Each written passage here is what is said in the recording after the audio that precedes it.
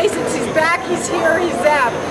And again, styles make fights. You can have a bad night against one guy and look like Superman the next time, which is how you look tonight. And the last thing I'll leave you with is when I heard that story about Vernon Paris, about how he got shot and he kept coming, and he got stabbed and he kept coming. And what about the story of Rasputin? And I think it was kind of clear to everybody that Zab was going to have to take this guy into the deep water and find a way to drown him, and he sure did. So, give it up for Zab Judah.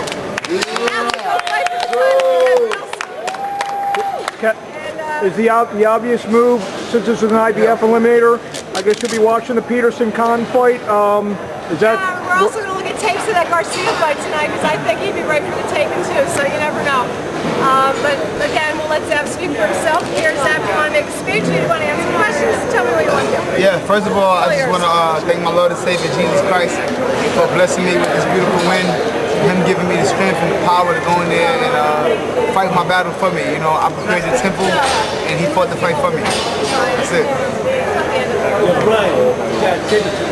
Zab, how early did you feel that you were outclassing him, that you were at a different level from him? Well, round one, you know, my game plan was to come in there and, you know, come in there and hurt him, hit him with some good shots. You know, we watched him in the weigh and everything. Everybody did expectation of what we thought was going to be. And, you know, take no credit away from Vernon Paris. He was 26-0, undefeated, young fighter. He's beaten every opposition that was really in front of him. You know, he's made himself up to be number 3 in the world. I mean, we got to take our hat to him and credit that man right there. So, you know, but you know, our game plan was to use our combinations. You know, don't get sloppy, and you know, my uncle and my team, Mo, and Daryl, and Bill, put together a great game plan for me. And you know, I just went in there and executed. Yeah, what's next? Right now, I don't know, man. You know, we're gonna get back home to Las Vegas tomorrow. We're gonna go to church, praise the Lord on Sunday, and you know, I don't know, just let nature take its course. When did you know that you were going to knock him out in a matter of time? Well, what rounds? I never knew, being that, you know, I'm an old man. You know what I'm saying? I'm an old man. I said I'm old and I'm over the hill. You know, I just haven't looked at the pound. I mean, the pound per pound in the top 10 ratings. You know, besides Manny Pacquiao and Americano, I'm probably one of the youngest guys up there. You know what I'm saying? Because Mayweather, the Kiscos, Sergio, all the guys are older than me. Bernard. So you know, but you know, they call me old. But I respect the old comments because that means longevity to me. I've been on the scene since 18 years old. I've been champion of the world since 21. I'm 34 years old. So I know you guys are like, he's old. We still gotta hit him again. But you know, as time go on, I'm getting better. You know what I'm saying? My mind is in the right place right now. I got a great team behind me. You know, my business manager Bill handles the business. My uncle puts together a great game plan. My trainer Mo gets my hands like lightning speed. My boy Daryl gets that body work on point. So you know, everybody has a position in this whole team. And you know, as you can see tonight, we put together a spectacular plan against a young, undefeated fighter. Why is it that tonight you were able to let your hands go more than I've seen in the last couple of fights? Well, I mean, we had the opportunity to do us. We had the opportunity of, you know, starting fresh, getting a new voice in the corner, a new lead man, new situation, new game plans, fresh soil, you know, and plus, you know, take no credit away, Brooklyn, you know what I'm saying? I mean, they put me back here on my soil again, you know what I'm saying? So, you know, I feel like I was fighting for home turf again. Hey, Zab, it looked to me as if you tried to extend the fight a little bit more because you felt very comfortable and probably just to like get back into the game and just fight a little bit more? Because you had it under control already? My thing was not to go in there and get wild. My thing was to dictate and stay in control the whole fight. You know, use your jab because he was looking to flip and just throw some overhand, wild, just try to catch me from out of here. And you know, that wasn't gonna work. You know, I done been in with some of the best fighters. You know, as I elaborated on my press call. You know what I'm saying? You know, I've been in with Mayweather. He's one of the fastest and the slickest fighter I ever fought. I've been there with Mickey Ward, one of the toughest fighters around today. He was my toughest fight ever. I've been there with Lucas Batista, one of the hardest punching fighters that I ever fought in my life. You know what I'm saying? With those three guys together, you know, no disrespect to Vernon Paris, but you know, I didn't feel threatened at all. Feel fighting back in Brooklyn. It felt great. You know what I'm saying? I guess the problem with Brooklyn is we never thought there was a place that could hold Zab Judah, but now we found somewhere, and with the new arena opening up downtown Brooklyn, I'm pretty sure we're going to see some more Zab Judah. Zab, considering that you were coming off of an 8-month layoff, were you glad to get the rounds in? And with that being said, how soon do you want to be back in the ring? Well, I mean, I want to be right back into the situation as possible. I mean, you know, my last outing was, you know, like you know, people say what they say, but it was a low blow, and you know, they put me on suspension. You know, once you get hit low, people know they pay your suspension. So I was paid on suspension from what, July to December. Couldn't fight.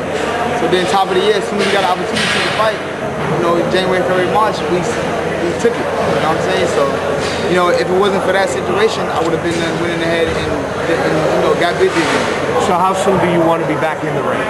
I mean, like I said, I'll go back to the drawing table. I'll sit down with my team, my business manager, and we'll come up with a game plan. Scout out there, see who's out there. You know, who's available at the time right now, and then we'll go in there and just see what's next. If Lamont wins against Khan, is that what you want to do? I mean, of course. I mean, I'm a championship fighter. I mean, I want to fight the best opposition that boxing provides. And you know, if Lamont Peterson should beat Amir Khan and he's the next up, Lamont's a great friend of mine. Him and his brother Anthony and Barry, a great friend of mine. I know them from a long time.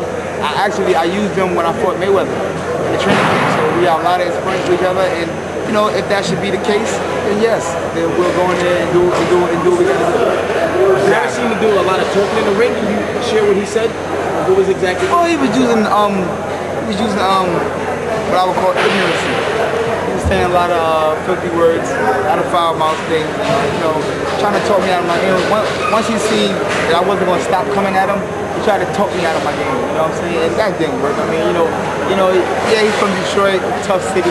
I'm also from Brooklyn. You know what I'm saying? New York City, which is very, very, very, very tough. You know what I'm saying? You know, anything he could try to do to me or the tricks, I see them all. You know what I mean? So I didn't let none of that bother me. And, you know, I just took it to him round after round. Zab, did Vernon's chin surprise you? Because it seemed like he had a good beard early on. No, I never really got off to a good one because, you know, he was kind of getting out of the way. Like I said, he was in survival mode. He got to the point where I think, I want to say the first and second round, I cracked him with a good shot, real hard shot. And from there, he just started playing like, you know, staying away. He stayed away, kept ducking, and like he was turning a weird way. Like, you know, I couldn't really like nail him good, you know what I mean? So, you know, like I said, give all credit to Vernon Paris. He was young, he was 26-0, undefeated. He was a Don King fighter. And, you know, he came in here and put on the best situation that he had to put on. Was it extra meaningful to you to be the Don King fighter? Yeah, it was kind of a little, you know, a little girl off the shoulder, you know what I'm saying? It was kind of cool, you know what I mean? Get the old man back for once. Did you expect more out of Vernon? Were you surprised at how little he brought to the fight? Or do you think the shot in the second round took it all out? You know, like I said, going into this fight, I knew that my experience, once the experience take over, you know, he fought 23 of his fights in his hometown, his backyard. His biggest fight today was Tim Coleman, who was just stopped in 2 rounds last week by Kendall Hall. You know what I mean? So, you know, Kendall Hall is a great friend of mine, you know what I'm saying? You know, me and Kendall kind of sat back and, you know, we kind of put together game plans. He was like, Zab, you knock your guy out, I knock my guy out, let's have a contest. I mean, he won the contest with the body shot, so, you know, that was pretty cool.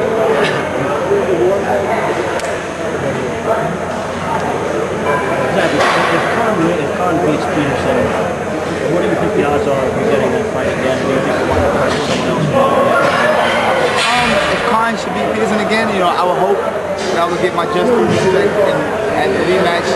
It should present itself. I mean, this time, Zab Judah, the real Zab Judah will show up wherever it should be at, and you know, I'll be looking to go in there and be very dominant, non-stop.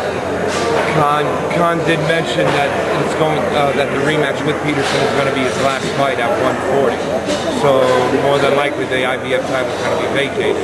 Well, it can be. I'm still #1, so I'll be up for it next. Whoever should be there next, I'll be happy to take more. Zab, who do you think will win that fight? I don't know. It's a tough fight. You know, like I said, I'll be there May 19th. I'll be there as a fan. I just go there, you know, take my son, we'll go there and kick it. Who did you have winning that fight last time? Who did you have win the first fight between Conor? It was a good fight. I thought Lamont pulled it out. Lamont won the fight. The guy that won the fight won the fight. But, you know, it was a good close fight. Con fought. It was a good close fight. But I thought, Lamont pulled it off. Did you see any of the young Zab Judah against Vernon Paris now that you look back at how you used to be? Well, outside the ring, yeah. I seen a lot of similarities of myself from back in the day. You know what I'm saying? And I tried to. We had a situation at the weigh-in. My children came into the door. I have an 18-year-old. And she was with my sister, which is another 18-year-old. He was like, oh, he brought his groupies with him. I'm like, dude, these are my kids. What are you talking about? You don't get that kind of thing. These are children. You know what I mean? And he's like, yeah, So, I seen a lot of kind of, immature movements and, him, like he said, he's from Detroit. It's a rough city. So he's became a product of his environment.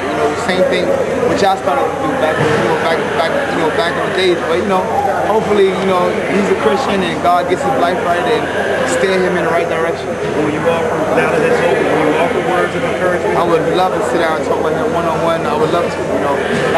Like I said, it was a boxing fight. Like I told him at the weigh-in, you don't need to do this. Tomorrow night you'll have your opportunity.